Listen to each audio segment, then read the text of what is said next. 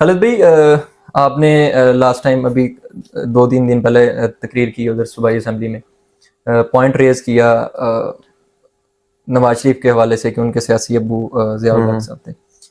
अगर कल को आपकी जमात फिर डील की तरफ जाती है और फिर आप कहाँ पे स्टैंड करेंगे? आप अपनी मैं पार्टी के समझता हूँ साथ? बहुत अनफॉर्चुनेट होगा हमारे लिए। और मेरा नहीं ख्याल ऐसा होगा। अगर अगर ऐसा पार्टी ऐसा करती है तो फिर आप क्या? मैं नहीं सोच सकता, ऐसा भी हो ही नहीं सकता। मेरा ख्याल है नहीं होगा। अगर होगा तो फिर आप किधर स्टैंड करेंगे? मेरा नहीं ख्याल कि फिर मैं पार्टी के साथ स्टैंड करूंगा। अच्छा, आप पार्टी के स्टैंड में, हाँ। मतलब आप प्योर डेमोक्रेटिक यस, चीज़ के साथ यस, चलेंगे। यस।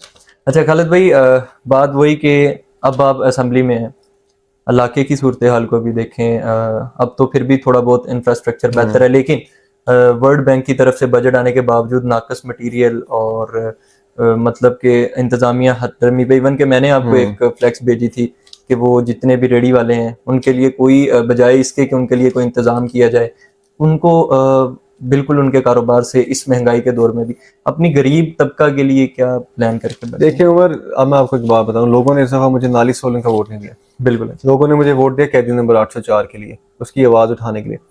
और मैं ये समझता हूँ कि हमारा मुल्क का इस टाइम बहुत बड़ा मसला ये है कि इस मुल्क को चलाना किसने है। क्या ये सियासतदानों ने चलाना है, या क्या ब्यूरोक्रेट्स ने चलाना है, या किसी और ने चलाना है? ये फैसला अब हमें करना पड़ेगा। या अगर किसी और ने चलाना है तो उनको आ जाना चाहिए, स्ट्रेट अवे आ जाना चाहिए। हम अपने घरों में बैठे हैं।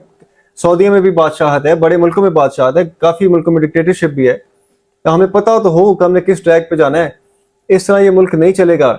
इस तरह ये बाबू, जो ब्यूरोक्रेट्स हैं, ये 100-100 कनाल के घरों में रह रहे हैं, इनको जो मुराद दी जा रही है, ये आप देखें तो सही। प्रॉब्लम ये असल मुल्क की ये है, जो इस मुल्क को दीमक की तरह खा रही है। खालिद भाई, अनफॉर्चुनेटली एक चीज़ के 2018 में लोकल लेवल पे नून लीग जीती और गवर्नमेंट पीटीआई की। अब यहाँ से पीटीआई जीती है और गवर्नमेंट नून लीग ये की दिस है। इज वेरी और ये अनफॉर्चुनेट। इसके लिए फिर आप क्या लाए? मतलब गरीब तबका या जो लोग आपके सपोर्टिव थे या जो लोग देखिए, आपको मैं वोट तो देकर अब बैठे हैं इसमें ये वो कह कुछ सकता और हूँ, सोच अब के ये, बैठे हैं। हाँ, मैं तो असेंबली में आवाज उठा सकता हूँ।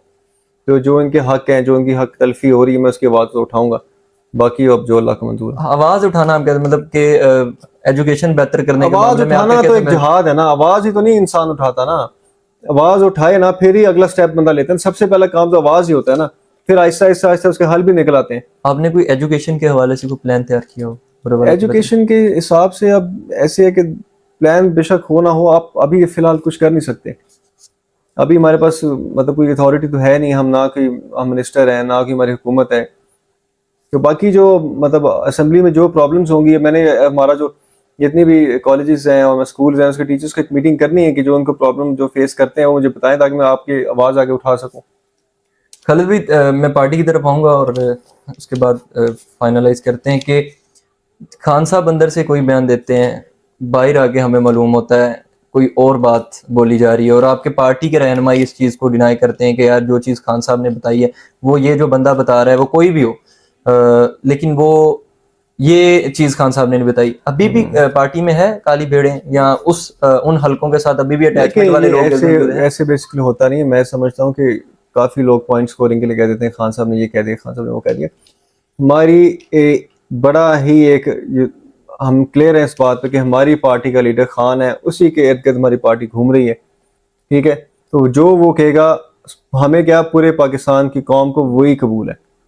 तो ये कोई XYZ जो मर्जी कहता रहे, हम उसकी बात सुनते नहीं है। और ये सिर्फ क्यास रहियां होती हैं पार्टी को वीक करने के लिए। देखें, जिनमें इनमें आपस में यूनिटी नहीं है, या आपस में ऐसे डिवाइडेड है। ये तो खैर शुरू से चलता आ रहा है सियासत में। अच्छा खालिद भाई, असेंबली में जाने के बाद एमपीज ने अपने टारगेट सेट किए हुए हैं कि इतना बैंक बैलेंस 5 साल तक करना है या ये चीज़ें हमने अवेल करनी है यहाँ से अपॉर्चुनिटीज़।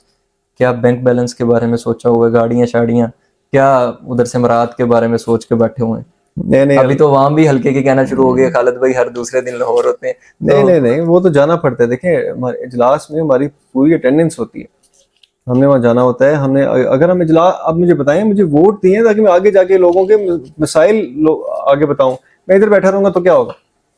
देखिए, अब मैं MPA हूँ, लेकिन मैं ऑपोजिशन में बैठा हूँ ना। तो बात यह है, जब अब इजलास कल खत्म हो जाना है, फिर पता नहीं महीने बाद आएगा, महीना मैं इधर ही हूँ।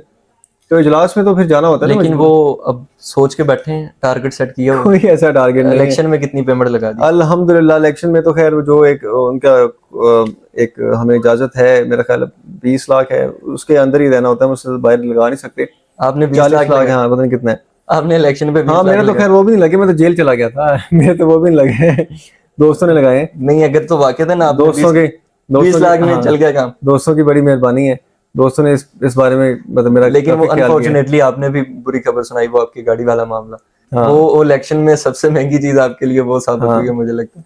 तो इसमें बस ये है कि ऐसी कोई सोच नहीं है कि पैसे बैंक बैलेंस बनाना है, ऐसी जो सोच हो ना तो अल्लाह उसको आगे नहीं लेके आता, और ये बदल गया टाइम। आपने जो आप इलेक्शन ये कमीशन बड़ा में अपने पॉजिटिव असासे बात, जमा करवाए हैं, वो कितने के आपको याद है? ऐसे तो ऐसे मुझे याद नहीं है, मतलब आप देखना पड़ेगा, कोई याद नहीं। बढ़ रहे हैं? नहीं कम नहीं है? नहीं, असासे हमें भी में, पता चलेंगे 5 साल असासे बाद। में जो मेरी जमीन मेरी विरासत में मुझे आई है ना, उसकी कोई वैल्यू नहीं होती, वो आपने बस वो शो करवानी होती है कि इतनी जमीन है।